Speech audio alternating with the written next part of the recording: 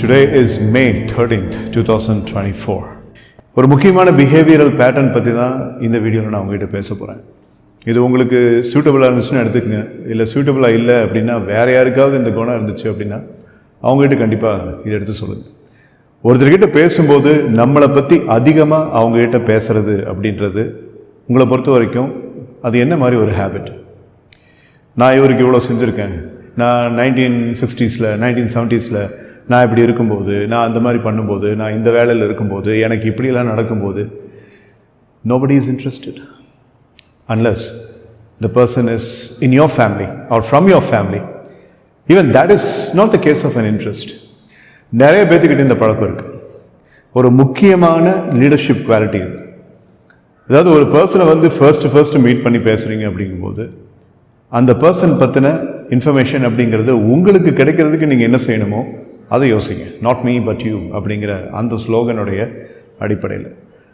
அதுக்கு பதிலாக நிறைய பேர்த்துக்கிட்ட ஒரு வித்தியாசமான ஹேபிட் இருக்கு.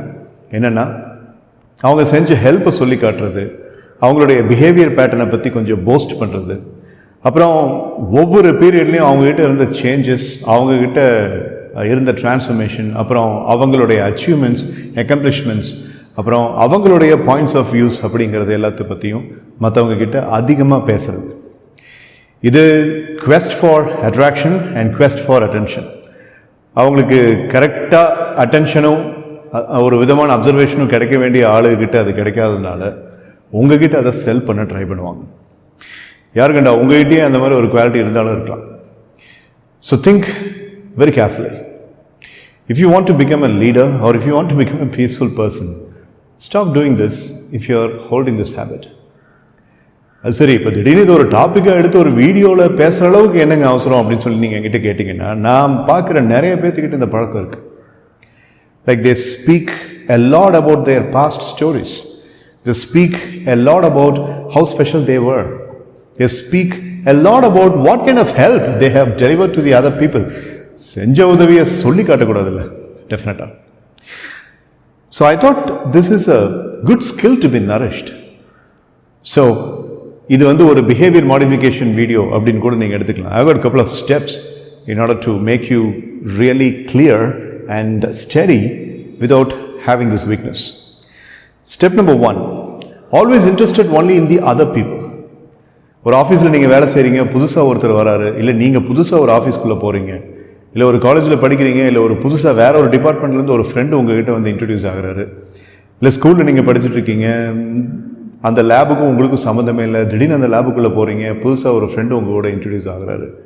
அந்த மாதிரி டைமில் இன்ட்ரடக்ஷன் அப்படிங்கிற அந்த ஃபேஸில் be genuinely interested about that person. நான் இதுக்கு முன்னாடி குட் மேனர்ஸ் பற்றி ஒரு வீடியோ போட்டிருக்கேன். இதுவும் ஒரு குட் மேனர்ஸ் தான். Be genuinely interested about that person and allow the person to speak more about himself or herself. கொஞ்சம் வயசானவங்க கிட்ட இந்த பழக்கத்தை நீங்கள் பார்ப்பீங்க. எப்படின்னா, அவங்க செஞ்ச நல்ல விஷயங்கள், அவங்க வாழ்க்கையில் கொடுத்த நல்ல டீட்ஸ் அப்படிங்கிறதுக்கு சரியான கிராட்டிடியூட் அப்படிங்கிறது கிடைக்கலன்னா அவங்க யார் கிடைக்கிறாங்களோ அவங்கள உட்கார வச்சு அவங்க பண்ண நல்ல விஷயத்தை பற்றிலாம் அதிகமாக பேசுவாங்க. ஆக்சுவலி அவங்க ரொம்ப பாவம். Because they did not get the deserving gratitude from the person who should have given the gratitude. So இப்படி உங்களை வந்து யாரும் விமர்சனம் பண்ணாமல் இருக்கணும் அப்படின்னா, first be genuinely interested about the other person and let the other person speak about himself or herself for a decent span of time. Point number 2 is don't hesitate to ask questions instead of pondering what you should be speaking about yourself. உங்கள்கிட்ட இருக்கக்கூடிய விஷயங்களை பற்றி பேசுறதுக்கு பதிலாக அந்த பர்சனை பற்றி நிறைய டீட்டெயில்ஸ் பண்ணுறதுக்கு கொஸ்டின்ஸ் கலெக்ட் பண்ணுங்கள். இதெல்லாம் ஹியூமன் ரிசோர்ஸில் இருக்கக்கூடிய ரொம்ப முக்கியமான சில features. Ask more about their profession, ask more about their qualities, ask more about their qualification, ask more about their strengths, talents and the special traits that they have. So இது அவங்கள நல்லா study பண்ணிக்கிறதுக்கு உங்களுக்கு உதவும். But let there be a kind of a mystery always within you. உங்களை பற்றி கேட்டாலே ஒழிய நீங்கள் சொல்லக்கூடாதுங்கிறது என்னுடைய ஒரு opinion. Because there has to be a kind of a mystery every time when a person is encountering you. So நான் இங்கே 2 விஷயத்தை சொல்கிறதுக்கு முயற்சி பண்ணுறேன். உங்களை பற்றின இன்ட்ரொடக்ஷனை நீங்கள் சொல்ல வேண்டாம் அப்படிங்கிறத நான் சொல்லலை இங்கே. அது நீங்கள் புரிஞ்சிக்க வேண்டிய ஃபர்ஸ்ட் விஷயம்.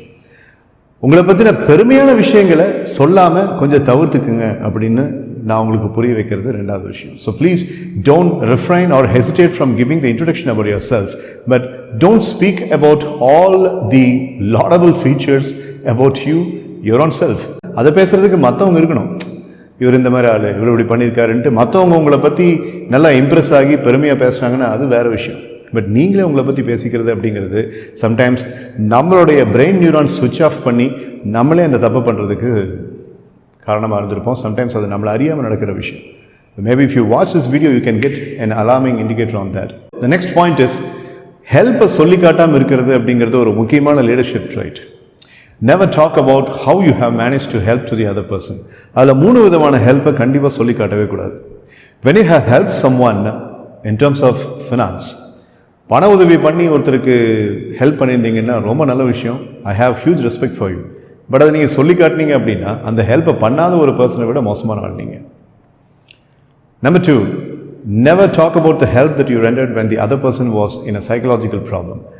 ஒருத்தருக்கு ஏதாவது ஒரு பிரச்சனை, மன கஷ்டங்கள் இருக்கும்போது நீங்கள் ஏதாவது ஒரு கவுன்சிலிங்கோ இல்லை ஒரு அட்வைஸோ இல்லை ஒரு விதமான எக்ஸ்பர்ட் கைண்ட் ஆஃப் இன்டர்வென்ஷனோ கொடுத்ததுனால அவங்க மாறி இருந்தாங்க அப்படின்னா, இவர் ரொம்ப மனசோர்வாக இருக்கும்போது நான் தான் ஹெல்ப் பண்ணேன், இவர் டிப்ரெஸ்டாக இருக்கும்போது நான் இல்லைன்னா இவரால் எதுவுமே பண்ணியிருக்க முடியாது அப்படிங்கிற விஷயத்தை கட்டாயமாக சொல்லி காட்டக்கூடாது. Number 3, never talk about the help that you have rendered to someone in terms of their career. ஒரு வேலை வாங்கி கொடுத்தேன், அவருக்கு பிஸ்னஸ் நான் தான் அமைச்சு கொடுத்தேன், அவருக்கு இவர்கிட்ட சிபாரிசு பண்ணி நான் தான் அவருக்கு இப்படி ஒரு கரியர் அமைச்சு கொடுத்தேன் அப்படிங்கிற விஷயத்த நீங்கள் கட்டாயமாக வெளியில் சொல்லக்கூடாது. ஸோ இந்த 3 ஹெல்ப்பை டெஃபினட்டாக சொல்லி காட்டவே கூடாது. ஆனால் 85% of the problems happen because people are so interested to talk about these kinds of help that they have rendered. அது என்னமோ தெரியல, அவங்களுக்கு அப்படி ஒரு போதை இந்த விஷயத்தை சொல்லி காமிச்சிக்கிறது. அவன் யார் தெரியுமா? அவனுக்கு நான் மட்டும் பணம் கொடுக்கலன்னா ஒன்றுமே இருந்திருக்காது. அவனுக்கு நான் மட்டும் அவர்கிட்ட பேசலைன்னா அந்த ஹெச்ஆர் அவனுக்கு வேலையை கொடுத்துருக்க மாட்டார். அன்னைக்கு மட்டும் நான் இவர்கிட்ட ஒரு 10 நிமிஷம் பேசலன்னு வைங்களேன், இவர் சூசைடே பண்ணியிருப்பார். I don't know. இது உங்கள் சொந்தங்களில், உங்கள் ஃப்ரெண்ட்ஸ் சர்க்கியூட்டில், இல்லை உங்களுடைய பியர் குரூப்பில் கண்டிப்பாக இந்த மாதிரி ஆட்கள் இருப்பாங்க. ஒன்று அவங்கள மாதிரி ஆட்கள்கிட்ட இருந்து நீங்கள் டிஸ்டன்ஸ் ஆகணும், இல்லை நீங்கள் அந்த மாதிரி விஷயத்தை செய்யாமல் இருக்கணும். The next point is the right time, the right person and right circumstance.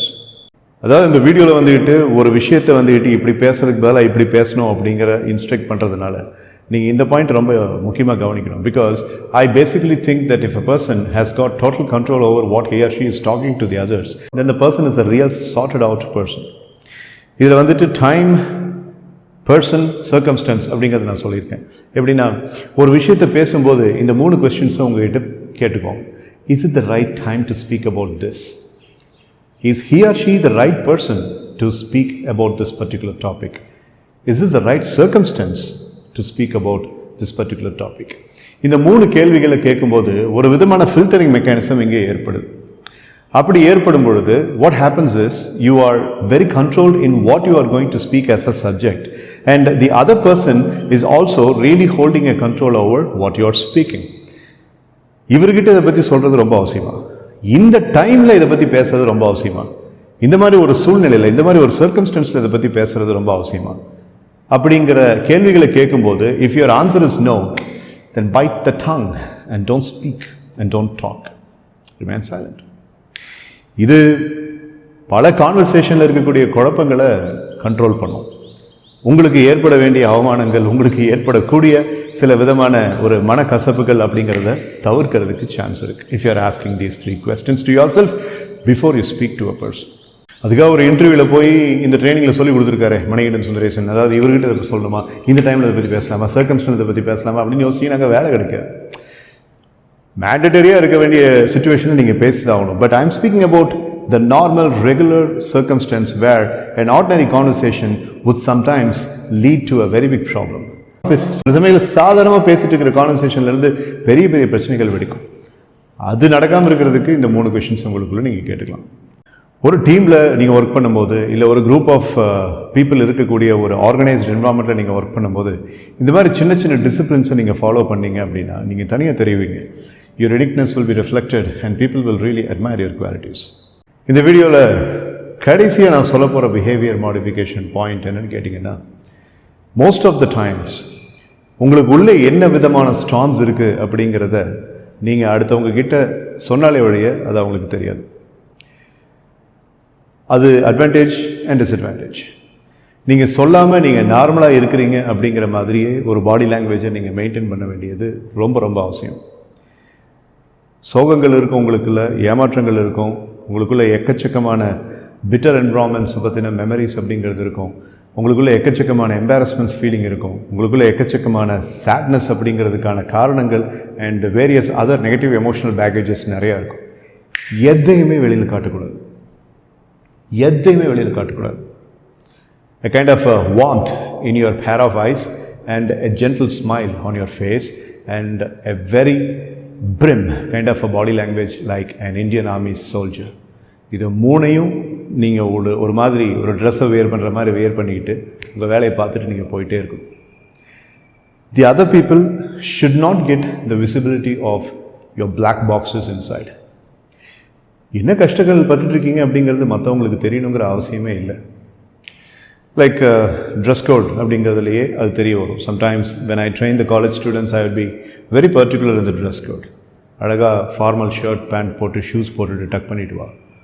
அதே மாதிரி நீ வந்துட்டு பியர்ட் அப்படிங்கிறது உனக்கு ஒரு ட்ரெண்டாக இருந்துச்சு அப்படின்னம்னா ஹேவ் இட் ஆர்கனைஸ்ட். கரெக்டான ஒரு ஸ்டைலில் அந்த பியர்ட் வச்சுக்கோ. அன்ஆர்கனைஸ்டாக தாடியை வளர்த்துட்டு சுற்றாத. Keep your hair style proper அப்படிங்கிறதெல்லாம் இந்த மேல் ஸ்டூடெண்ட்ஸுக்கு நான் சொல்கிறதுக்கு என்ன காரணம்னு சொல்லி கேட்டால், அவனுக்குள்ளே எக்கச்சக்கமான பிரச்சனைகள் இருக்கும். மேபி அவனுக்கு ரொம்ப நாள் வேலை கிடைக்காமல் இருக்கும், இல்லை அந்த யங்ஸ்டருக்கு அந்த பர்சனுக்குன்ட்டு தனியான சில பேக்கேஜஸ் ஆஃப் எமோஷ்னல் ஹர்ட்டிங் அப்படிங்கிறது இருக்கும். அது எதுவுமே மற்றவங்களுக்கு தெரியக்கூடாது. ஒரு டிஸ்பிளே அப்படிங்கிறது அங்கே நடக்கவே கூடாது. இது எல்லாத்துக்கும் பொருந்தும். So even in the family, when your children are வாட்சிங் and observing you and when you are carrying yourself in a very very poor manner, the kids will start following that and they will copycat. உங்ககிட்ட இருந்து உங்ககிட்ட அவங்க பேசுகிறப்ப மரியாதை இல்லாமல் பேசலாம், இல்லை அவங்க அவங்களோட ஒப்பீனியன்ஸை ஜெனரேட் பண்ணிவிட்டு கொஞ்சம் ஹார்ஷாக பேசுகிற மாதிரி இருக்கலாம். But any kid or any child is still taking the impression of the parents behaviours. பேரண்ட்ஸோடைய பிஹேவியர்ஸை பார்த்து அதை வச்சு லேர்ன் பண்ணுறது தான் ஒரு குழந்தையோடைய சுபாவம். ஸோ நீங்கள் ஒரு ஃபேமிலி பர்சனாக இருக்கும்போது உங்களுடைய உள்ளுக்குள்ளே இருக்கக்கூடிய பிரச்சனைகளை வெளியில் கான்ஸ்பிகுவஸாக ஆப்வியஸாக நீங்கள் காமிக்கும் போது என்னதுன்னு சொல்லி கேட்டிங்கன்னா, you are actually depleting the child's behaviour and the child is also becoming week and bleak. So it's again a leadership style. நீங்கள் இந்த இந்தியன் ஆர்மியில் இருக்கக்கூடிய பிரிகேடியர்ஸ் ட்ரைனிங் சிஸ்டமை அந்த ஆர்டிக்கல் எடுத்து படித்து பார்த்தீங்கன்னா, அதில் இருக்கக்கூடிய மெக்கானிசம்ஸ் அப்படின்றது ரொம்ப சிம்பிளாக இருக்கும். ஆனால் ஏன் இப்படி நம்மளும் ஃபாலோ பண்ணக்கூடாது அப்படிங்கிற மாதிரி இருக்கும். அந்த ஆர்டிக்கல் எடுத்து நீங்கள் படித்து பாருங்கள். Like talk to the person. யாராவது எக்ஸ் சர்வீஸ் மேன் உங்கள் கான்டாக்டில் இருந்தாங்க அப்படின்னா ஸ்பீக் டு தோஸ் பீப்புள். அவங்களுக்கு கொடுக்கப்படுற பிஹேவியரல் ட்ரைனிங் அப்படிங்கிறது ரொம்ப அற்புதமானது. அதில் சொல்லக்கூடிய விஷயங்கள் தான். You might have lost plenty of things during the war-footing environment. ஆனால் அது எதையுமே உன்னுடைய பாடி லாங்குவேஜில் காமிச்சிக்கக்கூடாது அப்படின்ட்டு. Why did we use that in our life also? இந்த பாயிண்ட்ஸ் எல்லாம் ஞாபகம் வச்சுக்கோங்க. இது எல்லாத்தையும் உங்ககிட்ட சொல்லணும்னு தோணுச்சு. இந்த வீடியோவில் இருக்கக்கூடிய இந்த பாயிண்ட்ஸ் எல்லாமே அங்கங்கே அந்தந்த டைமில் அப்படியே இன்ஸ்டன்டேனியஸாக உங்கள் பிஹேவியரில் இருக்கக்கூடிய சின்ன சின்ன எக்லிப்ஸஸை நீங்கள் லைட்டு போட்டு வெளிச்சப்படுத்தி மாற்றிக்கிறதுக்கான சொல்யூஷன்ஸ். ஸோ இதுகளை ஃபாலோ பண்ணிங்கனாவே உங்கள் கூட இருக்கவங்களுக்கு நீங்கள் கொஞ்சம் வித்தியாசமான ஆள் மாதிரி தெரிவிங்க. நம்ம தெராபிஸ்ட் பற்றி பேசியிருக்கோம், சைக்காலஜிக்கல் கான்செப்ட்ஸ் பற்றிலாம் பேசியிருக்கோம். But this is something different. Day to day லைஃப்பில் உங்கள் பிஹேவியரில் நீங்கள் ஃபைன் டியூன் பண்ணிக்க வேண்டிய விஷயங்களை இங்கே நான் சொல்லியிருக்கேன். இது இப்போ இன்ஸ்டன்டேனியஸாக ஒரு ஜேர்னலில் ஒரு முக்கியமான கிளாஸ் ரிலேட்டடாக ஒரு ஆக்டிவிட்டி ரெடி பண்ணும்போது எனக்கு தோணுன விஷயம். I set the camera and I have spoken. I haven't even properly dressed on a formal basis, but I just wanted to say this before this wet fish falls back into the pond. Idea அப்படிங்கிறது ஒரு வெட் fish மாதிரி. அது நீ பிடிக்கல அப்படின்னம்னா அது மறுபடியும் குளத்துக்குள்ளே விழுந்துரும் அப்படின்னு சொல்லி ஏர்ல் நைட்டிங்கேல் ஒரு புக்கில் சொல்லியிருப்பார். So whenever there is an idea, I always note down. And today this idea came up and I immediately recorded this as a video and I'm posting this. பிடிச்சிருந்தா யூஸ் பண்ணுங்கள். Alright, thank you. This is Manikandan Sundaresan. I'm resting my case. Until I meet you with the next video, never stoop down to any form of negativity. Always expect only great things in life and live strong. Life is very easy. Don't make it tough. Alright? Jai Hind.